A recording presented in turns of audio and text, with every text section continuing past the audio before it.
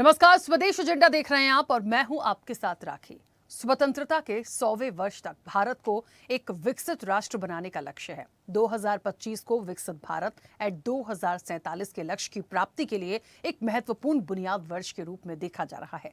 भारत सरकार ने इस वर्ष को अगले 2 दशकों के विकास की रूपरेखा तैयार करने और प्रमुख सुधारों को लागू करने के लिए समर्पित किया है। इस वर्ष का केंद्रीय बजट बुनियादी ढांचे, रसद और कृषि सशक्तिकरण पर केंद्रित है, जिसे विकसित भारत के विजन की नींव माना गया है। भारत को $30 ट्रिलियन की अर्थव्यवस्था बनाना और प्रति व्यक्ति आय को 18,000 से $20,000 तक पहुंचाना, साथ ही गरीबी का उन्मूलन, विश्व स्तरीय बुनियादी ढांचा और ग्रामीण एवं शहरी क्षेत्रों में उच्च जीवन स्तर सुनिश्चित करना है। ऐसे में विकसित राष्ट्र के लिए स्वदेशी से संकल्प है, दूरदर्शी नेतृत्व है और विकास को गति। अब साल 2025 देश में परिवर्तनकारी बदलाव और विकसित भारत की नींव है। आज हम इसी पर विस्तार से चर्चा करेंगे। उससे पहले देखिए ये रिपोर्ट।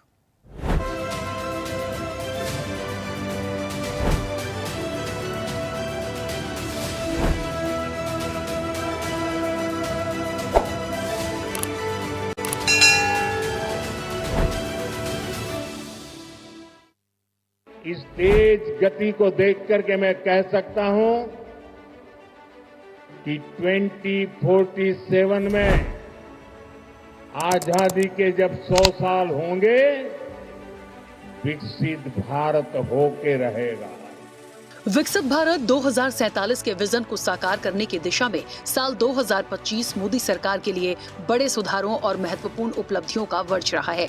इस वर्ष सरकार ने बुनियादी आर्थिक, तकनीकी, रक्षा विज्ञान, आत्मनिर्भरता में नवाचार, अधोसंरचना और सामाजिक मोर्चों पर कई अहम कदम उठाए हैं, जिससे दीर्घकालिक लक्ष्य की नींव मजबूत हुई है।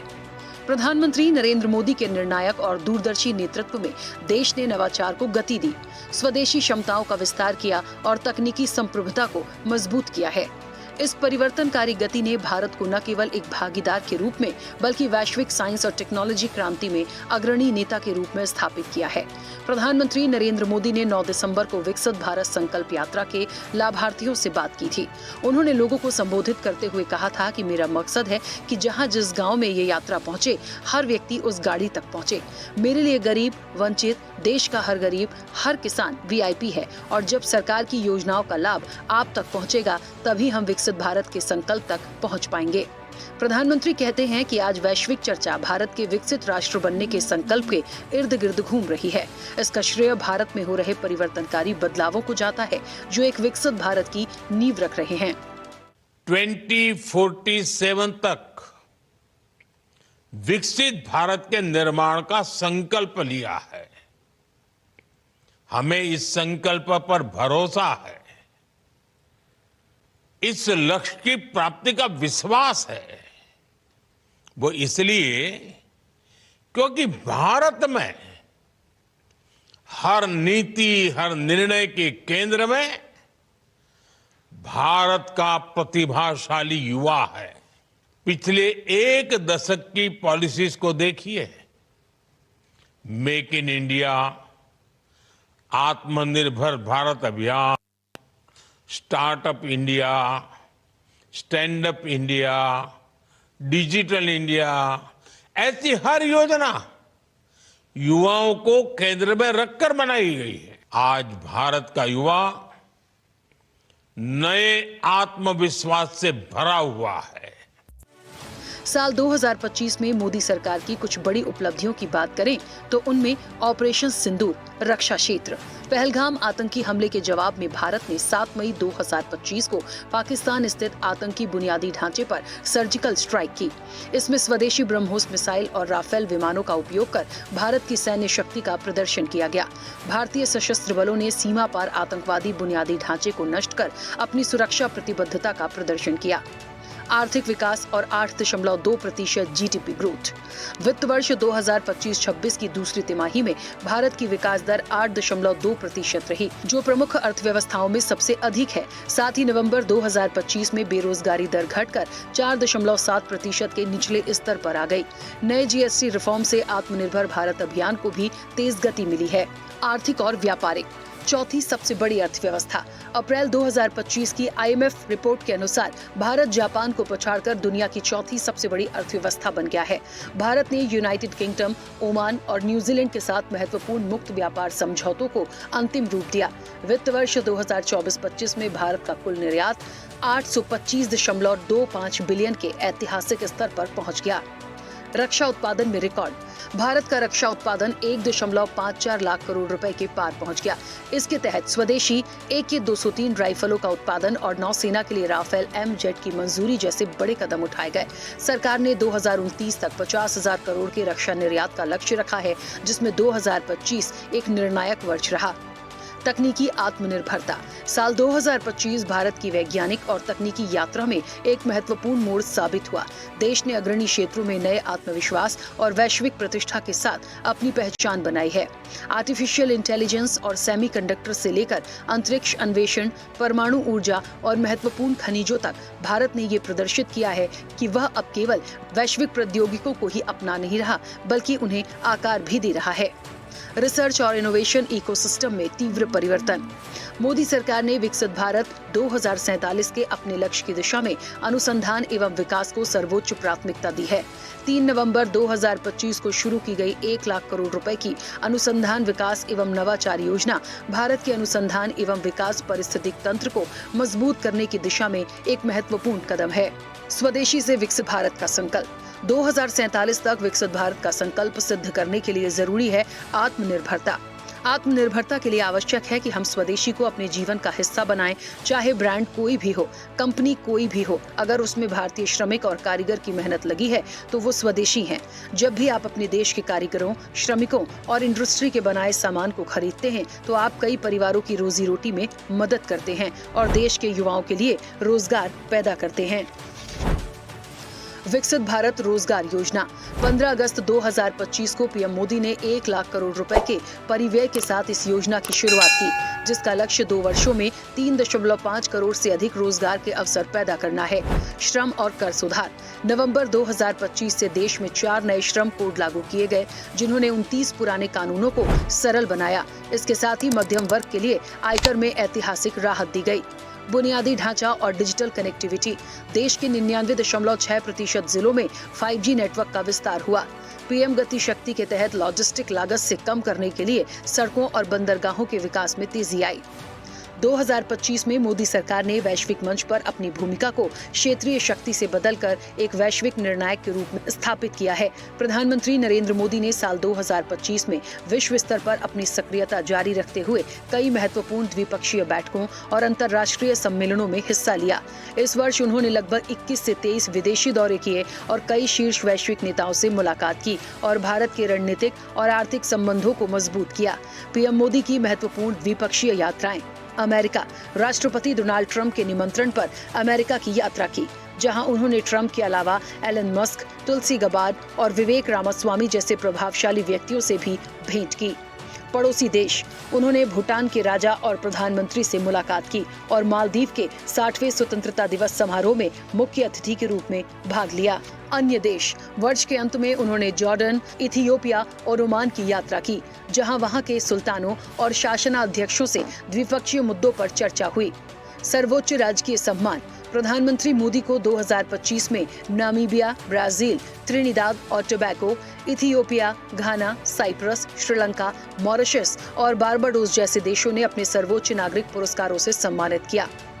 विकसित भारत 2047 के संकल्प को पूरा करने के लिए साल 2025 मोदी सरकार के लिए उपलब्धियों भरा रहा है, जिसको लेकर सभी राज्य भी तेज गति से विस्तार कर रहे हैं। विकसित भारत 2047 का लक्ष्य भारत को उसकी आजादी के 100वें वर्ष 2047 तक एक विकसित राष्ट्र बनाना है। इस नजरिए में विकास के विभिन्न पहलुओं को शामिल किया गया है, जिनमें आर्थिक विकास, सामाजिक प्रगति, पर्यावरणीय स्थिरता और सुशासन भी शामिल है। 2047 तक भारत को एक विकसित देश, विकसित भारत बनाने के लिए काम कर रहे हैं, जो एक समृद्ध, समावेशी और विकसित समाज होगा, जिसका जीवन केंद्रित दृष्टिकोण होगा, मानव केंद्रित दृष्टिकोण होगा। भारत के यशस्वी प्रधानमंत्री श्री नरेंद्र मोदी जी के सशक्त एवं कुशल नेतृत्व में 105% जीडीपी ग्रोथ के साथ भारत पिछले 10 वर्षों के अंदर दुनिया की सबसे तेजी से बढ़ती हुई अर्थव्यवस्था बन रहा है। એ વ્યક્તિએ બાકીનું આખું જીવન આ માર્ગ પ્રશસ્ત કરવામાં, આ માર્ગ ઘડવામાં ચિંતન કર્યું હોય, એને સફળ કરવા માટે અનેક પ્રયોગો કર્યા હોય અને વ્યક્તિત્વનું નામ એટલે આપણા આજના પ્રધાનમંત્રી એક પ્રકારથી સંસ્કાર ધામના પ્રણેતા એવા નરેન્દ્ર મોદીના जीवन पर આ નમોત્સવની રચનાનો विचार। हमारे प्रधानमंत्री मोदी जी के नेतृत्व और मार्गदर्शन में विकसित भारत का लक्ष्य प्राप्त करने की दिशा में तेजी से आगे बढ़ रहे हैं, तब यह समझ हमें और भी अधिक परिश्रम करने की प्रेरणा देती है। और वर्ष 2047 तक हम लोगों ने लक्ष्य निर्धारित किया है कि भारत को हम विकसित राष्ट्र बनाएंगे।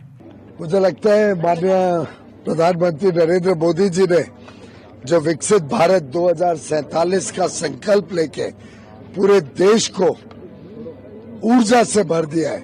आदरणीय प्रधानमंत्री जी के स्मार्ट पुलिसिंग और विजन 2047 विकसित और आत्मनिर्भर भारत के लिए उस लक्ष्य की प्राप्ति के लिए पिछले 2 दिनों के अंदर जो रोड मैप यहाँ तैयार किया गया है वो अत्यंत महत्वपूर्ण होगा। नीति आयोग के विकसित भारत 2047 विजन को पूरा करने की दिशा में साल 2025 मोदी सरकार के कार्यकाल को एक महत्वपूर्ण आधार वर्ष माना जा रहा है। इस वर्ष कई बड़े आर्थिक, सामाजिक, तकनीकी और बुनियादी ढांचे स्तर पर प्रगति हुई। भारत के कारखानों से लेकर खेतों तक हर प्रयास एक ही संकल्प से प्रेरित है। भारत के स्वतंत्र इतिहास में पहली बार तकनीकी आत्मनिर्भरता एक सपना नहीं बल्कि एक साकार वास्तविकता है, जो विकसित भारत 2047 की परिकल्पना के साथ दृढ़ता से जुड़ी हुई है। चैनल हेड आरपी श्रीवास्तव के साथ प्रमोद श्रीवास्तव की रिपोर्ट।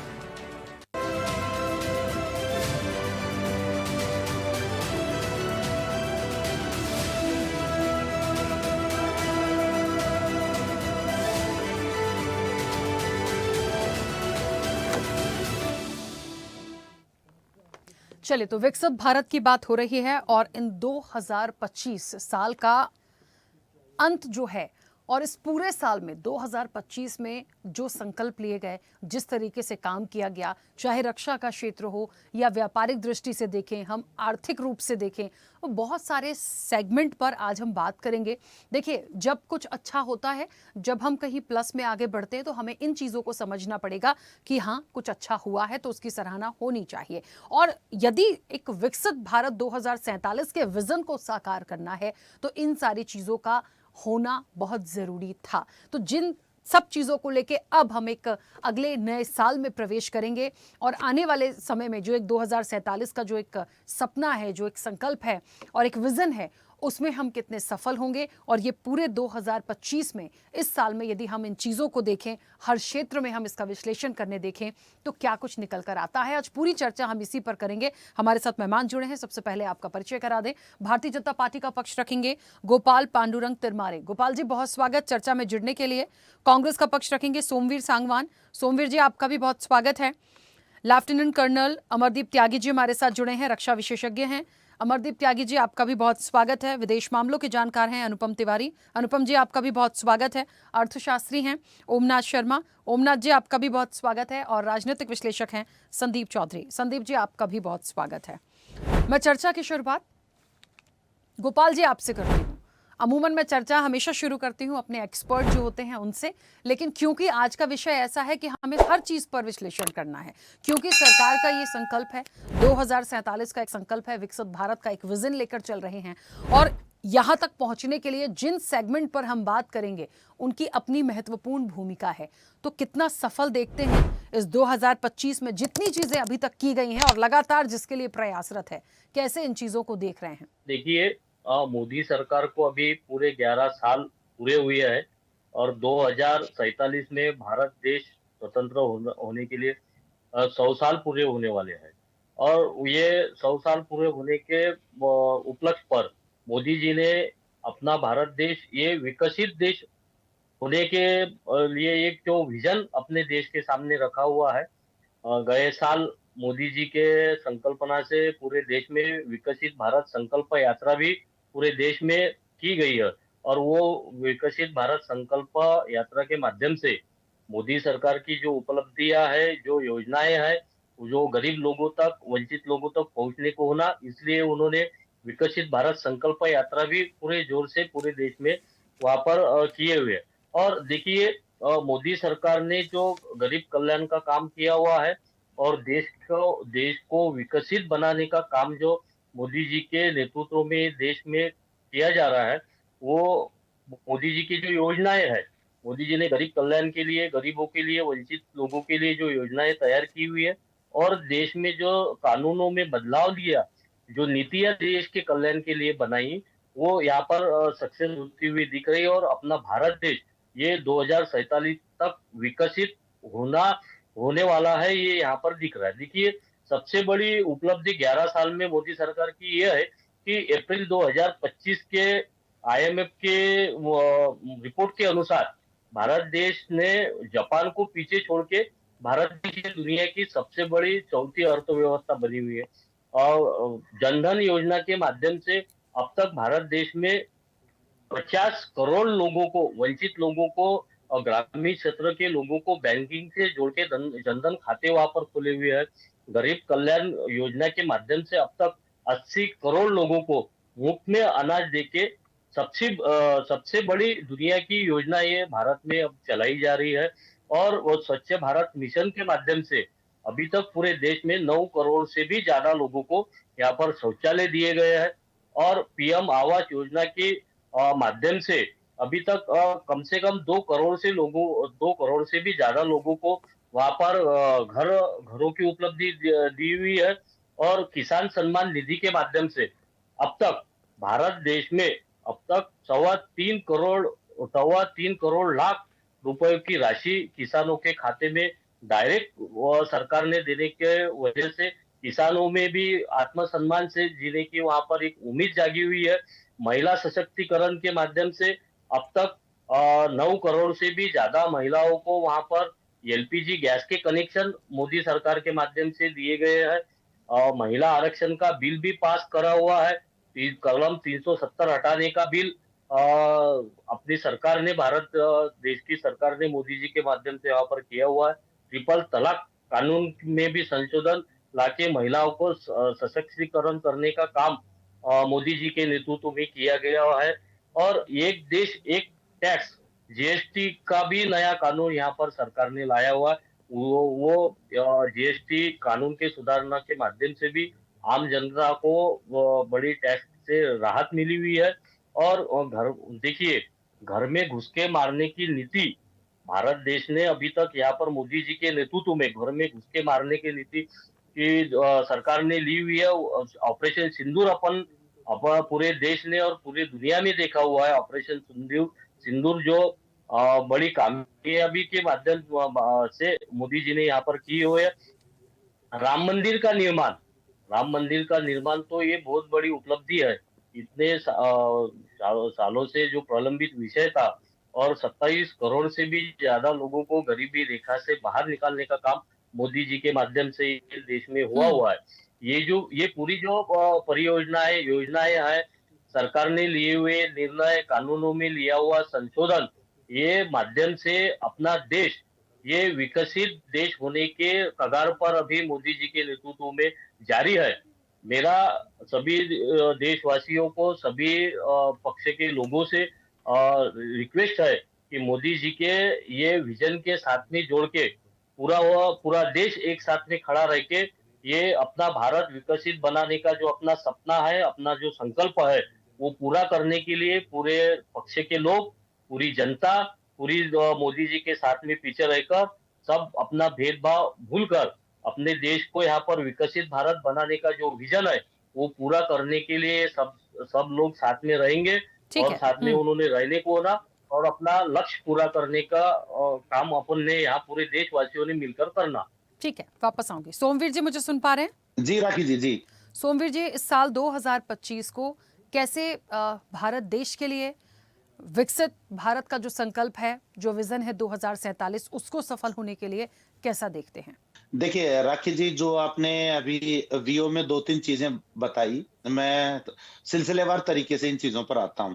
जैसे सबसे पहले आपने नाम लिया तकनीक का। आज इंडिया की जो मैन्युफैक्चरिंग में हालत खराब है, मतलब उसके लिए कोई भी एसेंशियल इंफ्रास्ट्रक्चर इंडिया के पास नहीं है। ज्यादातर चीजें हम चाइना से इंपोर्ट करते हैं और उसको मतलब कि जो चीज असेंबल इंडिया में होती है उसको नाम दे दिया जाता है मेक इन इंडिया। अब तो इसका नाम मोदी जी ने भी लेना बंद कर दिया है। अटल जी ने भी ऐसा सिगुफा छोड़ा था, संदीप चौधरी जी को याद होगा 2004 के चुनाव में, कि शाइनिंग इंडिया करके। तो इनके जो इस तरह के शिगुफे होते हैं वो इस तरह से ध्वस्त होते हैं, इनमें खोखले दावे होते हैं, सच्चाई कुछ नहीं होती है, सिर्फ फाइलों के आंकड़े हैं। राखी जी, एक दूसरा आपने वीओ में बोला है आर्थिक, कि हम आर्थिक मोर्चे पर बहुत सफल हो रहे हैं। 2014 में इस देश पर 55 लाख करोड़ रुपए का कर्ज था। आज बढ़ते बढ़ते सिर्फ 10 साल में वो 215 लाख करोड़ का कर्ज हो गया है। मतलब 60% भारत का जो पैसा है वो 1% जो उद्योगपति हैं या पूंजीपति जो लोग हैं, प्रधानमंत्री की जो गुड बुक्स में है, उन लोगों के पास है, और 99% लोगों के पास सिर्फ 40% पैसा है। यानी 60% पैसा जो है वो 1,40,00,000 लोगों के पास है, और 40% पैसा 138 करोड़ 60 लाख लोगों के पास आज देश के अंदर है।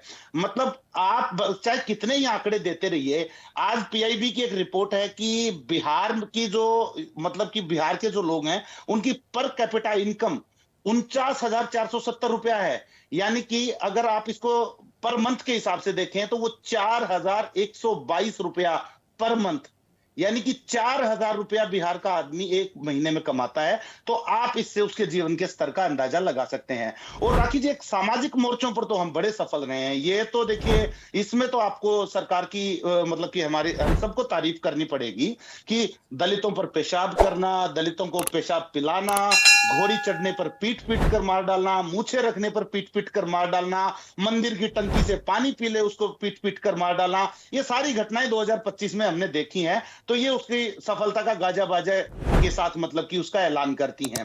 और एक सबसे महत्वपूर्ण चीज, बांग्लादेश में दीपू चंद्र दास की हत्या हुई, हमारी नेता प्रियंका गांधी जी ने सदन में इसकी आवाज उठाई, लेकिन प्रधानमंत्री और गृह मंत्री इस पर एक शब्द नहीं बोल पा रहे हैं। और इनके जो पिट्ठू हैं यहाँ पे भारतीय जनता पार्टी के और आरएसएस से जुड़े लोग, आप सोचिए, ये अपने सरकार को तो मजबूर नहीं कर पा रहे हैं कि उस हिंदू पर कुछ बोलिए, लेकिन एक छत्तीसगढ़ के मजदूर रामनारायण बघेल को बांग्लादेशी बोल बोलकर पीट पीट कर मार डाला जाता है, क्योंकि देश का दलित इनके लिए हमेशा से पंचिंग पैड रहा है। विश्व भर में कोई भी घटना होगी तो ये उसका फ्रस्ट्रेशन सिर्फ देश के दलित को पीट पीट कर मार डालने से निकालेंगे। इसलिए हम देश के दलितों से बार बार आह्वान करते हैं कि बाबा साहब अंबेडकर के उस सपने को ध्यान रखना, इनके हिंदुत्व का झंडा मत उठा लेना, कहीं उस मतलब कि महान महानुभाव के पूरे जीवन के संघर्ष पर कलंक ना लग जाए। तो देश के दलितों को इनके मंसूबों से सावधान होने की जरूरत है। और राखी जी, एक सामाजिक मोर्चे में यह भी आता है कि अभी जो बजरंग दल ने छत्तीसगढ़ में मोल तोड़ा है, लाजपत नगर में महिलाओं को छेड़ा है, पीटा है, क्योंकि उन्होंने सेंटा क्लॉज की टोपियां पहनी हुई थी, और क्या बोलते हैं, अपना छत्तीसगढ़ में तो क्रिसमस का पूरा ग्राउंड फ्लोर तोड़ डाला क्योंकि उन्होंने सेलिब्रेशंस के लिए डेकोरेट किया हुआ था। इसका असर यह हुआ है, आप देखिए हमारी सामाजिक मोर्चे पर कितनी बड़ी सफलता है कि काश पटेल और जो तुलसी गबार्ड हैं, जो वहां पे अमेरिका में एक डायरेक्टर एफबीआई हैं और तुलसी गबार्ड जो है वो डीएनआई की डायरेक्टर हैं, यानी कि वहां की नेशनल इंटेलिजेंस की डायरेक्टर हैं। उन लोगों के लिए इनके पिट्ठू और जो इनके भीख और संरक्षण पर पड़ने वाले ये गुंडे हैं, मनुवादी गुंडे, बजरंग दल के लोग, इनकी वजह से आज उन लोगों को वहां पे डिपोर्ट करने की मांग उठी हुई है, क्योंकि यहां पर ईसाइयों के साथ इस तरह का व्यवहार होता है। पूरा देश मतलब कि पूरे देश में, पूरे विश्व भर में इन्होंने मुसलमानों के प्रति नैरेटिव चलाकर मुसलमानों को अपना दुश्मन बना लिया। अब इनका टारगेट है ईसाइयों को भी अपना दुश्मन बना दो। अगर वहां इस तरह की चीजें अगर वहां पे के ईसाई अपने देश के लोगों के साथ करने लग जाएं तो इसका जिम्मेदार सिर्फ और सिर्फ भारतीय जनता पार्टी और उसकी नीतियां होंगी। तो ये आज इन्होंने देखी कि स्टेट दर स्टेट, हर स्टेट में, राज्य दर राज्य में आप देखेंगी तो इन्होंने जातीय संघर्ष को बढ़ावा दिया है। मैं हरियाणा से आता हूं, मेरे हरियाणा में जाट नॉन जाट, यूपी बिहार में यादव वर्सेस ओल, यादव नॉन यादव, महाराष्ट्र में मराठा नॉन मराठा, गुजरात में पटेल नॉन पटेल। इन्होंने हर राज्य में ये जातीय संघर्षों को बढ़ाने का काम किया है, आपसी वैमनस्यता को इन्होंने बढ़ाने का काम किया है, और इस तरह से देश के लोगों को, देश की जनता को अलग थलग छिटक कर कोई भी देश विकसित नहीं होता है। आप देखिए, चाइना और इंडिया लगभग एक ही समय काल के आसपास आजाद हुए थे। 1980 तक चाइना मतलब कि चाइना भारत के बराबर चल रहा था, हर चीज में उसकी बराबरी कर रहा था। लेकिन 1980 के दशक के बाद इन्होंने जो धार्मिक नफरत और जो धार्मिक राजनीति का बीज जो जनसंघ और भारतीय जनता पार्टी, इन्हीं के लोगों ने, आरएसएस ने जो देश में बोया है, उसी नफरतों की वजह से आज देखिए देश हमारा कहां बढ़ रहा है, किधर जा रहा है। मतलब कि अगर उन देशों ने हमारे उन भारतीय मूल के हिंदुओं को यहां पर भेजना शुरू कर दिया, तो इन मूर्खों से आप ये पूछिए, मतलब कि आरएसएस के लोगों से, कि क्या ये उन लोगों को भी यहां पर बुलाकर मस्जिदों के नीचे मंदिर ढूंढवाने वाली फौज बनाएंगे? इनका मकसद एक ही है कि देश में शिक्षा पर बात ना हो, देश में रोजगार पर बात ना हो, महंगाई पर बात ना हो, किसी चीज पर कोई बात ना हो। देश में सिर्फ आपसी सद्भाव हमेशा बिगड़ा रहे, आपसी जो ताना बाना है वो बिगड़ा रहे, और देश हमेशा आग की चिंगारी पर हमेशा टिका रहे। और मतलब देखिए राखी जी, इनका मकसद सिर्फ एक ही है, देश में सिर्फ अनपढ़ और कुपढ़ों की एक ऐसी फौज तैयार करना, गूंगे बहरों की, जो मतलब कि इनके जो क्या बोलते हैं, गौमूत्र और गोबर खाने वालों का एक जो झुंड बनाने वाली चीज है, उसी चीज पर ये लोग चलना चाहते हैं। ये देश के लिए शर्म की बात है कि इनमें भी अगर इन चीजों को विकास दिखता है, ये मतलब कि ये दिखाता है कि कोई देश अपनी वास्तविक चुनौतियों से अभी तक अनभिज्ञ है। तो बताइए, जब तक वो वास्तविक चुनौतियों को पहचानेगा नहीं, वो कैसे प्रगति करेगा? आप मुझे बताइए, क्या हम इस पर कोई भी देशवासी कैसे थाली पीट सकता है, कैसे ताली पीट सकता है, कैसे अपनी छाती पीट सकता है कि हम प्रगति कर रहे हैं? हर सेक्टर में इन्होंने ये हाल किया हुआ है। ठीक है सोमवीर जी, वापस आऊंगी। अमरदीप जी, मुझे सुन पा रहे हैं? अमरदीप जी मेरी आवाज पहुंच रही है आप तक? आवाज आ रही है? हाँ, yes, I can hear you. Amardeep ji, देखिए पक्ष विपक्ष अपनी बात रखेंगे। मूल चर्चा इस बात की है कि ये साल 2025 हमारे देश के लिए कैसा रहा। क्योंकि आप रक्षा विशेषज्ञ हैं तो मैं रक्षा की दृष्टि से ही आपसे जानना चाहूंगी। और एक छोटी सी प्रतिक्रिया, विकसित भारत का जो विजन है, 2047 का जो विजन लेके चल रहे हैं, क्योंकि जो ये साल से जो हम चीज़ों को गेन करेंगे, तभी तो हम 47 तक जाके और ज़्यादा एक जो सपना हम देख रहे हैं विकसित होने का, 2047 तक उस विजन को पूरा करने का, वो रक्षा के क्षेत्र में भी होगा। तो कैसे साल 2025 को देखते हैं? कितना खोया हमने, कितना पाया रक्षा के क्षेत्र में? राखी जी, देखिए सबसे पहले तो मैं एक तो गोपाल जी बैठे हैं, सोमवीर जी, मुझे नहीं पता कौन सी पार्टी, शायद कांग्रेस पार्टी हाँ, कांग्रेस है। और सबसे बड़ी दिक्कत हमारे देश में क्या है कि वो इंडिविजुअलिस्टिक होके एक दूसरे पे लांछन लगाते हैं। और जो सबसे बड़ी प्रॉब्लम है सत्ता की, वो जो आज सत्ता में है उनको भी है, जो सत्ता में नहीं है उनको भी है। हर कोई जो लड़ाई लड़ रहा है ना, जो भी एक दूसरे पर लांछन लगा रहा है, जिस तरह के शब्दों का इस्तेमाल सोमवीर जी ने किया, मतलब इट इज अनवांटेड। मतलब फर्स्ट ऑफ ऑल मैं ये कहूंगा कि this is not the way, है ना, कि गौमूत्र पीने वाले, गोबर खाने वाले and what not is talking. ठीक है, देखिए किसी भी जो भी सरकार में है, जो सत्ता में बैठे हुए हैं, आप उसको, ठीक है, मैं नहीं कहता कि उसकी तारीफ कीजिए, उसका क्रिटिकल एनालिसिस कीजिए, आप उसको जो उसकी खामियां हैं उनको क्रिटिसाइज कीजिए, बट एक पॉजिटिव वे में, एक पॉजिटिव जो है क्रिटिसिज्म होना चाहिए। तो जैसे आपने बताया रक्षा के क्षेत्र में, देखिए ठीक है, भारत में जो अभी जो चल रहा है कि मेक इन इंडिया और डिफेंस के भी काफी सारे इक्विपमेंट जो सो कॉल्ड भारत में बन रहे हैं, बट एक्चुअली यदि आप देखा जाए, उसको ढंग से देखा जाए, तो yes, I am not satisfied, because you know like Tejas बनाया जा रहा है। तेजस क्या बनाया जा रहा है? उसका बाहर का खोखा बनाया जा रहा है, जो उसका इंजन है we are importing from America. ऐसे ही बाकी और इक्विपमेंट की बात है। और ऐसा नहीं है कि भारत में ये पहले नहीं हो रहा था, बट उसका जो हाइप बनाया जा रहा है, इट इज टू मच है। जो मैंने पहले कहा कि सत्ता को या जनता को भ्रमित करने के लिए, लोगों को वो करने के लिए वो सब किया जा रहा है, this is not right. Bharat में 1960 में जो है मारुत नाम का जहाज HAL ने बनाया था, और HAL किसने स्थापित की थी? Everybody knows. तो यदि HAL न होती तो क्या आज हम तेजस बनाते? और तेजस का भी प्रोजेक्ट जो 83 का है, 83 से वो तेजस का प्रोजेक्ट शुरू हुआ था। आज वो डेवलप हो गया तो सरकार जो है अपनी वाहवाही करने लगी, हमने तेजस बना दिया, इंडिजीनियस बना दिया और समथिंग लाइक दैट। तो मैं कह रहा हूं कि इस तरह का वो एनालिसिस किया जा रहा है लोगों का, जो कि ठीक नहीं है। उसके अलावा अब रक्षा के क्षेत्र में एक सबसे इंपॉर्टेंट ऑपरेशन हुआ इस साल में, ऑपरेशन सिंदूर।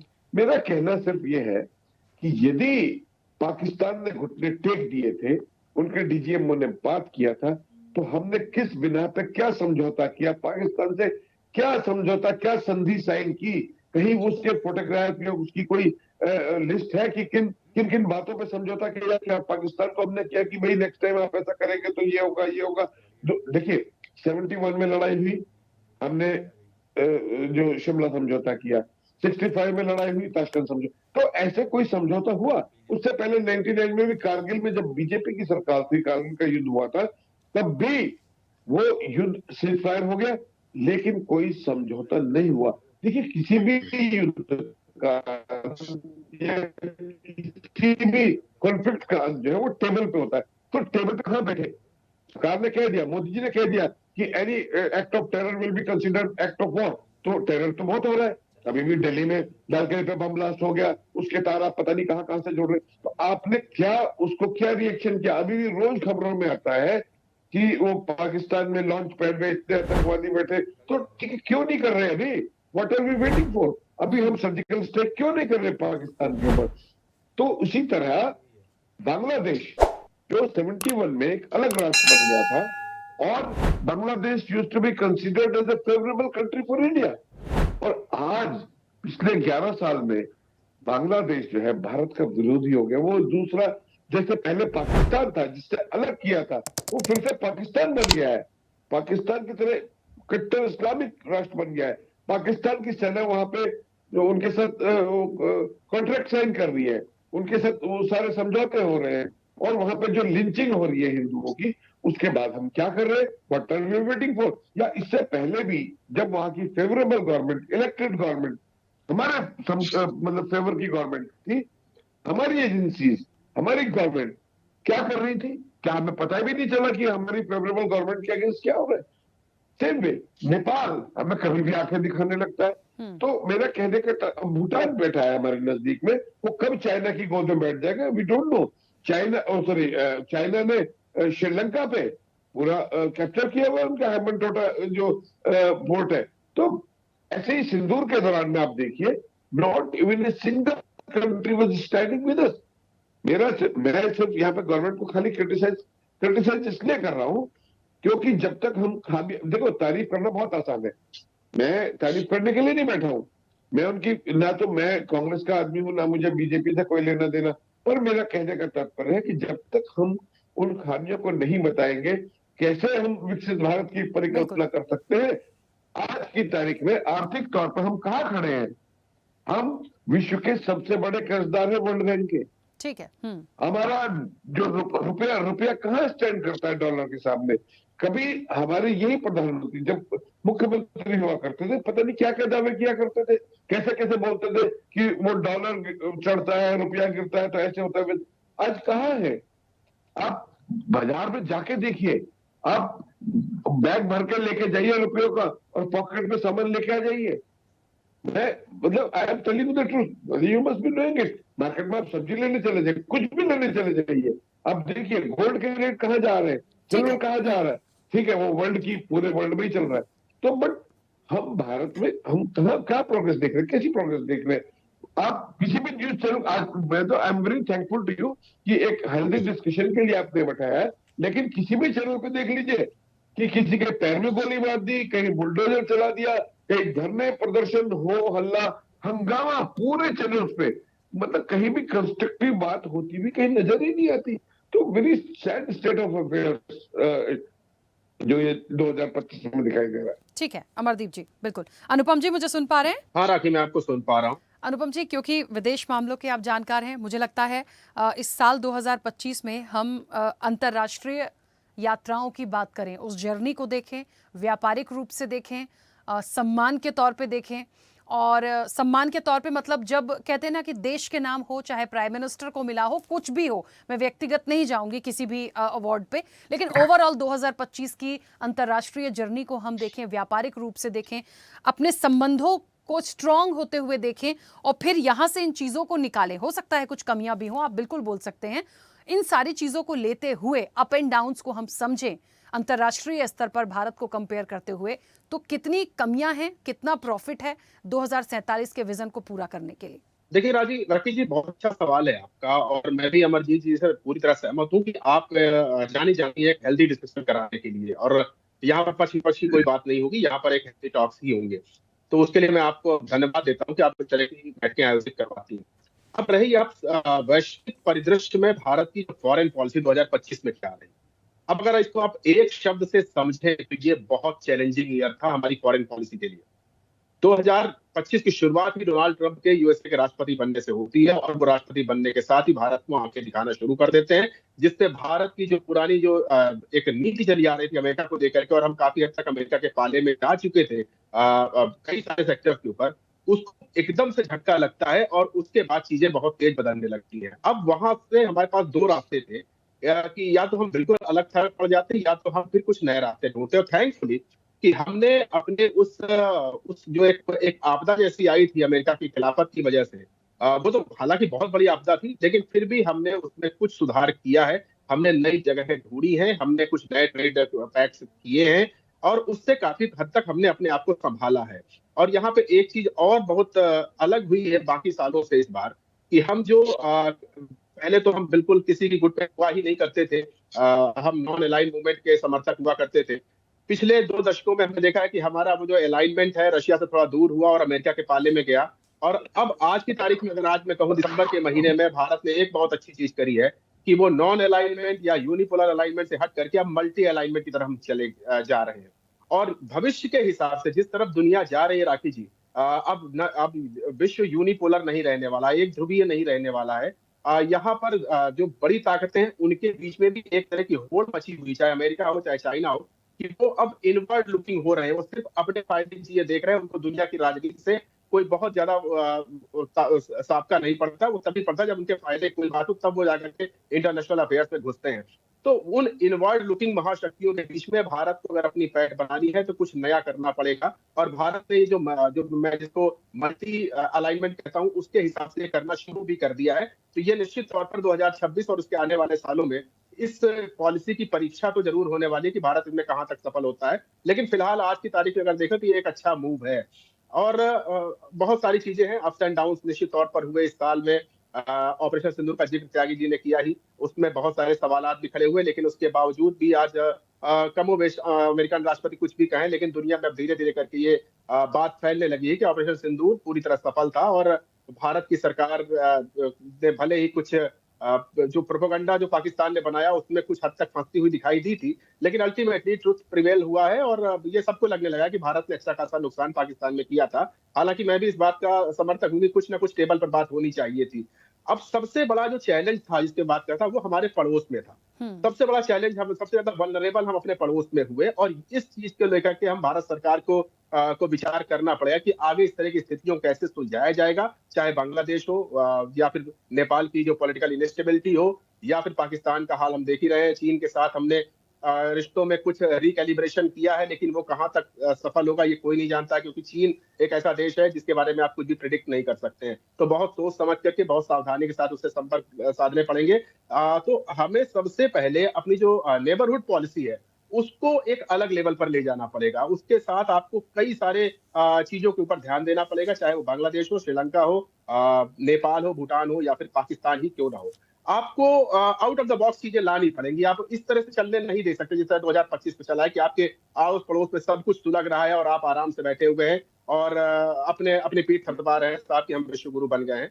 और एक विश्व गुरु शब्द से मुझे एक चीज और याद आई है कि अगर फॉरेन पॉलिसी को मैं कहीं पढ़ रहा था कि इस साल भारत में फॉरेन पॉलिसी में एक चेंज ये भी किया है कि अब हम विश्व गुरु बनने का दावा नहीं करते हैं, अब हम विश्व मित्र बनने का दावा करते हैं। यानी कि अब हम कई सारे लोगों के साथ मिलकर काम करना चाहते हैं। तो ये एक बहुत वेलकम मूव है और इसी चीज पर मैं अपने इस वाक्य को खत्म करूंगा कि विश्व मित्र वाला जो हमारा एंगल है वो ज्यादा बेहतर होगा। हमको जो हमारे जो पड़ोसी देश है उनके साथ साथ जो हमारे एशिया के जो और कंट्रीज है, चाहे मिडिल ईस्ट के देश हो या आसियान की कंट्रीज हो या फिर जापान हो, चाइना हो या फिर ऑस्ट्रेलिया हो, इन सब के साथ मिलकर के एक ऐसी जुगलबंदी लानी पड़ेगी। जिस ग्लोबल साउथ की हम बात करते हैं, जिसके ऊपर हम लगातार काम कर रहे हैं, उसका एक अच्छा पहलू ये भी रहा कि प्रधानमंत्री की जो अफ्रीका के दौरे हुए, लैटिन अमेरिका के दौरे हुए, उससे कुछ पॉजिटिव जरूर आए कि वो ग्लोबल साउथ के वो देश जो कि अपनी आवाज नहीं पहुंचा पा रहे थे, भारत उनकी आवाज बन के अब उभरना चाहता है। कम से कम शुरुआत तो कर ही दी है, हालांकि इसमें बहुत हर्डल आने वाले हैं, लेकिन 2026 के लिए मैं मानता हूं कि जो चैलेंजेस 2025 के थे उन्होंने कहीं ना कहीं एक नींव तैयार कर दी जिससे हम और बेहतर कर सकते हैं। बिल्कुल ठीक है। ओमनाथ जी मुझे सुन पा रहे हैं? जी राखी। ओमनाथ जी, क्योंकि आप एक अर्थशास्त्री हैं और बहुत महत्वपूर्ण सवाल मेरा आपसे रहेगा, इसलिए भी क्योंकि जैसे कांग्रेस ने कहा कि हम इन 11 सालों को ही देख लें। हम तो खैर 2025 की बात कर रहे हैं, लेकिन ओवरऑल क्योंकि सरकार की जिम्मेदारियां हैं और उन्हीं का एक विकसित भारत का विजन है, तो उसको लेकर मुझे जानना पड़ेगा, पूछना पड़ेगा। देखिए, हमारी जीडीपी जहां पहुंची उसका सबने गुणगान किया, सबने बखान किया, क्योंकि देश बढ़ेगा तो हम सब सराहना करेंगे। लेकिन जो कर्ज की एक बात आई और लगातार जो भार, जो बोझ हम पर आया है, उस चीज को हमें समझना पड़ेगा कि हम अपनी जीडीपी जो बढ़ रही है उससे खुश हो जाएं, या जो भार हम पर है उसे हम कैसे कन्वर्ट करेंगे, कैसे कम हो सकता है। बीच की चीजें आज भी प्राइम मिनिस्टर ने कई सारे इकोनॉमिस्ट हैं उनसे मुलाकात करी है, उनके साथ बैठक करी है, आने वाले समय में कैसे बहुत अच्छा हो सकता है वो सुझाव उनसे मांगे गए हैं। तो आपका क्या सुझाव है इस 2025 को आप आर्थिक रूप से कैसे नापते हैं और आने वाले 2047 के विजन को कितना सफल देखते हैं? जी बिल्कुल। 2025 की शुरुआत जब हुई थी, जब डोनाल्ड ट्रंप अमेरिका के राष्ट्रपति बने थे, तब से लेके आज तक जब आपके चैनल पे हम बैठे हुए हैं, तब तक बड़ा उथल पुथल भरा ये साल रहा था, आर्थिक मोर्चे पर भी और राजनीतिक मोर्चे पर भी। और अगर हम आजू बाजू भी देखें, नेपाल, श्रीलंका, बांग्लादेश, बर्मा, कहीं भी हम नजर उठा के देखते हैं तो हर मोर्चे पे उथल पुथल रही थी। रशिया यूक्रेन का युद्ध हो या बहुत सारे मैटर हो, सारे मोर्चों पे कुछ अप एंड डाउन इस लेवल पे रहे कि वॉलिटिलिटी बहुत रही। लेकिन इसी परिदृश्य में अगर आप भारत को देखेंगे तो भारत में ऐसी कोई वॉलिटिलिटी आपको देखने को नहीं मिली।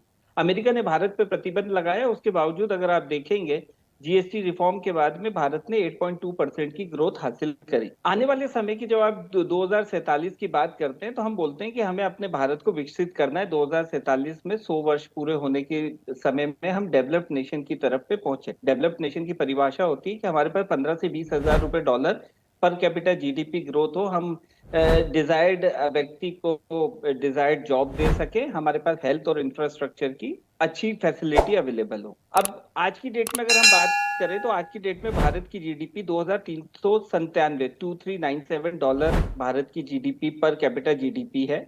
और चाइना की अगर हम इसी आज ही की डेट में बात करें, 13,300 चाइना की पर कैपिटा जीडीपी। चाइना वहां तक कैसे पहुंचा? अभी एक डिस्कशन में पहले बात भी आई थी। चाइना वहां पे पहुंचा जब उसने 8 से 10% की इकोनॉमिक ग्रोथ लगातार 20 साल तक हासिल करी थी। लगातार 20 साल तक अगर आपको इकोनॉमिक ग्रोथ हासिल करनी है तो डेफिनेटली आपको कुछ रिफॉर्म्स लेकर के आने पड़ेंगे, आपको इकोनॉमिक ग्रोथ लेकर के आनी पड़ेगी, आपको इंफ्रास्ट्रक्चर में डेवलपमेंट करना पड़ेगा, टेक्नोलॉजी और रिसर्च एंड डेवलपमेंट में आपको पैसा खर्च करना पड़ेगा, ह्यूमन कैपिटल स्किल को आपको डेवलप करना पड़ेगा और गवर्नेंस आपको स्ट्रॉन्ग करनी पड़ेगी। बिना इसके कभी भी आप 2047 या 2077 में भी डेवलप नहीं हो सकते। इसमें इनोवेशन और सेल्फ रिलायंस एक कोर फैक्टर है। तो ये सारी चीजें हासिल करने के लिए अगर आप ग्राउंड वर्क की तरफ देखेंगे कि पहले जो बेसिक प्रॉब्लम भारत में हुआ करती थी, अगर हम गंदगी से भी शुरुआत करें, स्वच्छता से शुरुआत करें, टॉयलेट से शुरुआत करें, गैस के सिलेंडर से शुरुआत करें, महिला सशस्त्रीकरण से शुरुआत करें, ये सब बॉटल नेक होते हैं। ये सब कचरा साफ करने का पहला स्टेप होता है, एक अभियान होता है। हम सड़क की परिभाषा अगर देखें तो लास्ट साल 11 करोड़ रुपए का, 11 लाख के आसपास का इंफ्रास्ट्रक्चर का बजट था। तो ये सब चीजें डेवलपमेंट के लिए एक बुनियाद बनी हुई है। रक्षा सौदों में 79,000 करोड़ के लगभग का इस साल में इंडिजीनियस रक्षा सौदों को मंजूरी दी गई, जो हमारे कोर जो भारत के देश की जो कंपनियां हैं वो उसको डेवलप करेंगी। वो क्या डेवलप करती हैं, कितना इंपोर्ट करती है, वो इतना इंपॉर्टेंट नहीं है। मारुति सुजुकी ने जब पहला प्लांट इंडिया में लगाया था तो वो 95% से ज्यादा माल इंपोर्ट करती थी। लेकिन आज की डेट में भारत में 20 से ज्यादा कार की कंपनियां हैं, वो खुद बहुत कुछ यहाँ पे डेवलप कर रही हैं। मेट्रो का प्रोजेक्ट जब इंडिया में शुरू हुआ था तो वो सारा मेट्रो का प्रोजेक्ट बाहर से आता था और यहाँ पे आकर के सिर्फ असेंबल होता था। आज 27 सिटीज हैं जहाँ पे मेट्रो की रेल चल रही हैं। तो इनिशियल फेज में ये ऐसा होता ही है। अगर हम गलत नहीं है तो फिलीपींस में भी हम ब्रह्मोस मिसाइल को एक्सपोर्ट कर रहे हैं, मतलब हम उन्हें बेच रहे हैं। रक्षा सौदों में ऑब्वियसली आपकी टेक्नोलॉजी अगर कमजोर है तो आपको बाहर से टेक्नोलॉजी लेनी पड़ेगी, यहाँ बनानी पड़ेगी, और जो आपकी डेवलप हो चुकी है उसको आप एक्सपोर्ट करेंगे। कहने का तात्पर्य यह है कि जो शुरुआत, हो सकता है कि हमारी शुरुआत थोड़ी सी कमजोर रही हो, लेकिन आज की डेट में जो चीजें हैं वो बहुत कुछ पटरी पर है। 2047 तक पहुंचने के लिए डेफिनेट तौर पे एजुकेशन, इकोनॉमिक डेवलपमेंट, आदमी की स्किल को डेवलप करना, ये सारी चीजें प्राइमा फेसी बहुत ज्यादा जरूरी है। मैं एक छोटा सा एग्जांपल देकर के अपनी बात खत्म करता हूं कि आज हमारा नेटवर्क अगर खराब हो जाए तो आपकी शो में मैं बहुत अच्छे से बोल नहीं पाऊंगा। आज की डेट में 5G नेटवर्क हो, टेलीकॉम का टावर हो, कहने में बड़े छोटी सी चीज लगती है, लेकिन अगर एक शहर का टेलीकॉम अगर वर्क करना बंद कर दे तो पूरा शहर आज की डेट में शून्य पर पहुंच सकता है या पहुंच जाता है। इंडिगो एयरलाइंस के केस में हम देख चुके हैं कि अगर एयरलाइंस नहीं उड़ती है तो पूरा देश रुक जाता है। ये आज की डेट का एक परिवर्तन है। इनोवेशन उस लेवल पे हमारे जीवन में घुस चुका है कि हम उसको इग्नोर नहीं कर सकते। तो ये एक ओवरऑल डेवलपमेंट है किसी भी देश का। काफी कदम हम चल चुके हैं और काफी कदम अगर और तेज स्पीड से चलेंगे तो निश्चित तौर पे पॉजिटिव तौर पे 2047 में विकसित राष्ट्र हम जरूर बन सकते। बिल्कुल ठीक है। संदीप जी मुझे सुन पा रहे हैं? जी राखी जी मैं सुन पा रहा हूँ। संदीप जी आप एक राजनीतिक विश्लेषक हैं। मैं तो 2025 में राजनीतिक रूप से आपसे, क्योंकि आपका अपना मत है, इस 25 के उतार चढ़ाव को तो हम जानेंगे ही, लेकिन राजनीतिक रूप से भी हमें समझना पड़ेगा। आज जो एक प्राइम मिनिस्टर को ग्लोबल लीडर की तरह आंका गया, जो उनको सम्मान दिए गए, जो 2047 के विजन को लेकर आगे बढ़ाने की बात की गई, जिन योजनाओं को लेकर बात की गई, राजनीतिक रूप से इस 2025 को कैसा आप देखते हैं और कौन सा सुझाव है जो आने वाले समय में इस 2047 को सफल करने के लिए लेके चलने की जरूरत है? देखिए मैडम, सबसे पहले तो मैं त्यागी जी बैठे हैं, इनको सैल्यूट करता हूं। इन्होंने बहुत ही सटीक और साफ सुथरी बात कही। रही बात हमारे कांग्रेस के साथी बैठे हैं, सोमवीर सांगवान जी तेज तर्रार प्रवक्ता हैं, इनका अपना बोलने का एक अंदाज है और राजनीति में ये चलता है।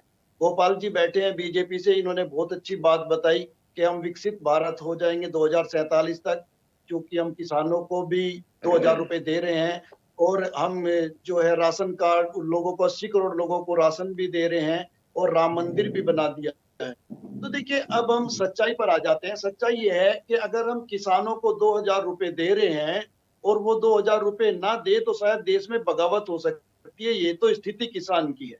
जो हम 80 करोड़ लोगों को राशन दे रहे हैं, अगर हम उन्हें वो राशन ना दें तो मेरे ख्याल से सरकार एक दिन में गिर सकती है। ये एक सच्चाई है हमारे देश की। और त्यागी जी बैठे हैं, हम विकसित भारत की बात कर रहे हैं। अगर डिफेंस की मैं बात करूं, सबसे छोटा जो डिफेंस का पार्ट होता है राखी जी, वो मेरे ख्याल से कई लोगों पर लाइसेंस होगा 30 का, 32 का या 30 का रिवॉल्वर का या पिस्टल का या 315 की राइफल कई लोगों के घर में होगी जो हमारे साथी बैठे हैं। उसका जो कार्टेज आता है, जो गोली होती है, उसमें भी हम ऑर्डिनेंस की शायद चलाना पसंद नहीं करते। हम ढूंढते हैं कि विदेश से कोई गोली आई हो तो वो हमें मिल जाए। ये सच्चाई है त्यागी जी। तो जो सबसे छोटा पार्ट है मैडम, और ये मैं डिफेंस की वहां की बात नहीं कर रहा हूँ बॉर्डर की, ये मैं घरों की बात कर रहा हूँ, जो हम घरों में आर्म्स लाइसेंस ले लेते हैं उसकी। तो ये स्थिति है। हम बड़ी बड़ी बातें कर तो सकते हैं, हकीकत ये है हमारा देश कुछ इस तरीके से चल रहा है 2014 से, जैसे सन्नी देओल की मूवी आती है, वो 3 घंटे की मूवी में पूरे देश का हीरो बन जाता है। तो आजकल हीरो नहीं है वो, और दिखाए जाते हैं कि जैसे हीरो हैं।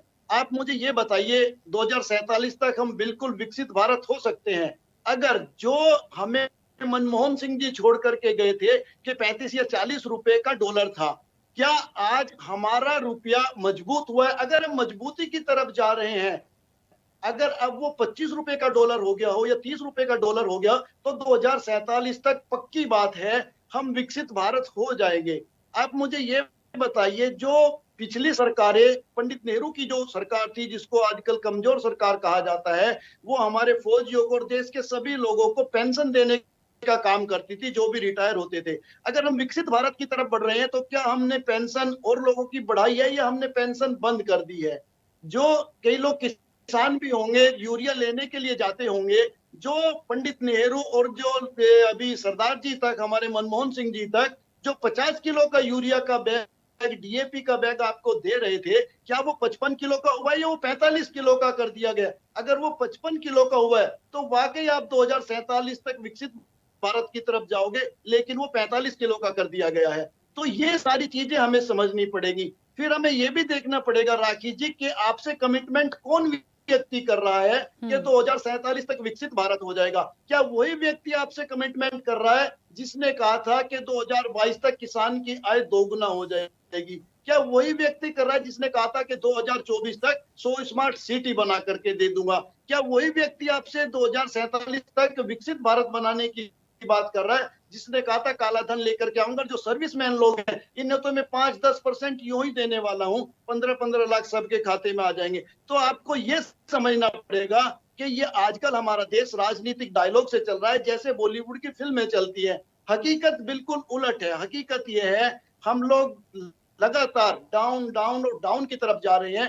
देश की स्थिति, बहुत पहले मोदी जी ने एक बहुत अच्छी बात कही थी कि रुपए के गिरने से पता चल जाता है।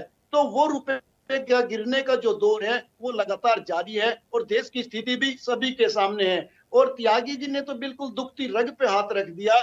जब से ऑपरेशन सिंदूर हुआ था ये सवाल मेरे दिमाग में कौंधता रहता है। हमने बहुत सारी पिक्चरें आपने भी देखी होंगी, पढ़ा भी होगा कभी अखबारों में, कभी मीडिया के माध्यम से, कि ताशकंद समझौता हुआ, शास्त्री जी वहां गए, आपने देखा जो शिमला समझौता हुआ, वहां बैठे हैं टेबल पर। अभी भी पुराने अखबारों में कहीं से वो फोटो पोस्टर आ जाते हैं किस तरीके से पाकिस्तान की सेना का सरेंडर था, सब लोग पीछे खड़े थे। कितने गौरवान्वित करने वाले वो पल थे। आज ऑपरेशन सिंदूर होता है, समझौते हो जाते हैं, कहा जाता है कि इस तरीके से बातें, लेकिन कहीं रिटर्न में या कोई ऐसी पिक्चर नहीं आई होगी जिसमें पाकिस्तान का कोई एक सैनिक भी हाथ जोड़े भारतीय सैनिकों के सामने खड़ा हो या प्रधानमंत्री मोदी जी के सामने खड़ा हो। तो इन चीजों से देखिए हमें दुख होता है। हमारे 3 साथी बैठे हैं, बहुत मजबूत साथी हैं, भगवान परशुराम के वंशज है। हम इनकी तारीफ करते हैं, हम तो जाटों को बहादुर मानते हैं, लेकिन हकीकत में ये हमसे बहुत आगे हैं। इन्होंने देश को आजादी से लेकर आज तक बहुत कुछ दिया है।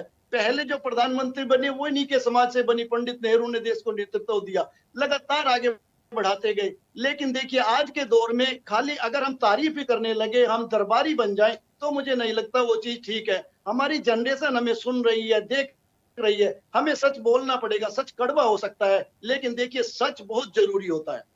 ठीक है, वैसे तो समय हो गया है, लेकिन मैं चाहती हूँ एक छोटा सा कंक्लूजन निकले। आप में से जो भी एक महत्वपूर्ण कोई अपनी बात रखना चाहता है, प्लीज जल्दी से बोलिएगा। मैम एक क्वेश्चन आया था कि 55 लाख रुपए का अगर लोन था वो बढ़ करके इतना हो गया। एसेट फॉर्मेशन के लिए भारत जैसे देश को अगर विकास करना है, उसको पैसों की आवश्यकता पड़ती है, तो डेफिनेटली अगर कोई भी लोन अगर आप लेते हैं एसेट फॉर्मेशन के लिए, तो डेफिनेट तौर पे वो एक अच्छा होता है। और दूसरी चीज, ये जो चर्चा थी 2047 में देश विकसित होगा कि नहीं होगा, उस विषय पे थी, और किस पॉइंट से देश के विकास की शुरुआत होती है और किस पॉइंट पे वो एंड होता है। अगर उसकी बात करें तो 2025 बहुत ही विषम साल था। उसके बावजूद अगर आपकी 8.2% की इकोनॉमी जीडीपी ग्रोथ करती है, 2 लाख करोड़ से अगर आपका जीडीपी का वो जीएसटी का कलेक्शन होता है, तो मुझे उसमें पॉजिटिव चीजें दिखाई देती है। बाकी किसने बॉर्डर पे क्या किया वो एक इंटायरली 2047 के विकास से संबंधित नहीं है, इकोनॉमिक से रिलेटेड टॉपिक नहीं है। नहीं ठीक है, देखिए ओमनाथ जी, एक्चुअली में क्या है, हम तो रक्षा क्षेत्र को भी लेकर चले हैं, हम इकोनॉमिक्स भी हम लेकर चले हैं, हम इंटरनेशनल मीटिंग्स भी लेकर चले। तो ओवरऑल हमारी पूरी चर्चा थी कि हर क्षेत्र को लेते हुए क्या कमियां थी, क्या प्रॉफिट था और कैसे हम जाएंगे। तो सबने अपने, देखिए किसी ने तारीफ की है तो किसी ने खामियां भी बताई हैं, और वो जरूरी होता है। सिर्फ गुणगान करने से तो ये बात सच है कुछ अच्छा नहीं होगा कि हम सिर्फ अच्छा अच्छा बोलें और हम कमियां ना बताएं। मान लीजिए जीडीपी को और अच्छा करने के लिए आपको लगता है कि हमें बैठना चाहिए, सुझाव देना चाहिए, तो जब बैठेंगे ही नहीं, कोई बुलाएगा ही नहीं इकोनॉमिक्स को, तो सर कैसे आगे बढ़ेंगे। तो ये एक जो सोच है ना, इस चीज को हमें लेके चलना पड़ेगा, तभी हम आगे जाएंगे। हाँ बोलिए सोमवीर जी जल्दी से। राखी जी, अमरदीप त्यागी जी को मेरे 1-2 शब्दों से आपत्ति थी, मैं वापस लेता हूं वो शब्द, क्योंकि अमरदीप जी बहुत वरिष्ठ हैं। और क्योंकि देखिए हमारे देश में एक कंसेप्ट है कि भाई अनपार्लियामेंट्री वर्ड्स, लेकिन वो ऐसे ऐसे वर्ड पार्लियामेंट के अंदर बोले जाते हैं तो आम जो जनमानस की बहस है उसमें तो इस्तेमाल हो सकते हैं। और अमरजीत जी, और आपने पूछा है कि आगे का रास्ता क्या होगा। देखिए इस देश का विकसित भारत का मार्ग सिर्फ और सिर्फ गांधीवाद के जरिए तय हो सकता है। गांधीवाद पे अगर हम चलें तो मैं आपको कहता हूं कि ये देश इतनी अपने अंदर पोटेंशियल रखता है कि ये पूरे विश्व को रास्ता दिखाने की अपने अंदर क्षमता रखता है। लेकिन अगर हम यूं ही नफरतों में बंटते रहे, यूं ही एक दूसरे के खिलाफ जहर हम अपने अंदर पाले बैठे रहे, तो मुझे लगता है कि इस देश का मतलब कि 2047 का जो विकास वाला विकसित देश वाला शिगुफा है, वो सेम ऐसा ही 2022 तक किसानों की आय दोगुनी, सो स्मार्ट सिटी, जैसा संदीप जी ने प्रकाश डाला उस चीज पे, वो वैसा का वैसा ही एक शिगुफा रहने वाला है। गांधीवाद ही इस देश का एकमात्र विकसित भारत का मार्ग है। ठीक है, ठीक है। आप में से और कोई कुछ कहना चाहते हैं? देखिए लास्ट में एक बात कह दूं, जो सोमवीर जी की बात को मैं थोड़ा सा एलेबोरेट कर देता हूँ। जो गांधीवाद था, यस गांधी जैसा व्यक्ति तो हो नहीं सकता।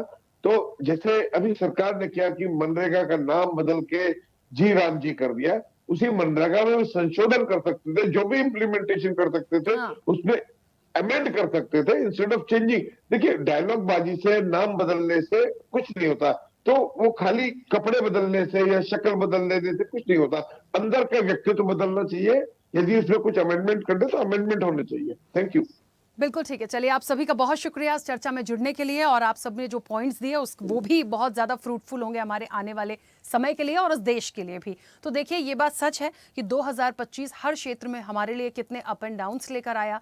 दूसरी चीज़, हर क्षेत्र में यदि कुछ सकारात्मक चीज़ें हैं तो कुछ ऐसे पॉइंट्स भी हैं जो खामियों के तौर पर भी यहाँ पर आए हैं, जिसको यदि हम उस पर काम करते हैं, हम उस पर वर्कआउट यदि करते हैं, तभी हम उस लाइन पर आगे बढ़ के 2047 के इस विजन को साकार होता हुआ देख पाएंगे। चर्चा में इतना ही। बने रहिए स्वदेश न्यूज के साथ। सबसे पहले देश। ऐसे ही वीडियोस के लिए लाइक करें, शेयर करें, फॉलो करें। YouTube पर जाकर सब्सक्राइब कर बेल आइकन दबाना ना भूलें, और ताजा अपडेट्स के लिए swedeshlive.com पर जरूर जाएं।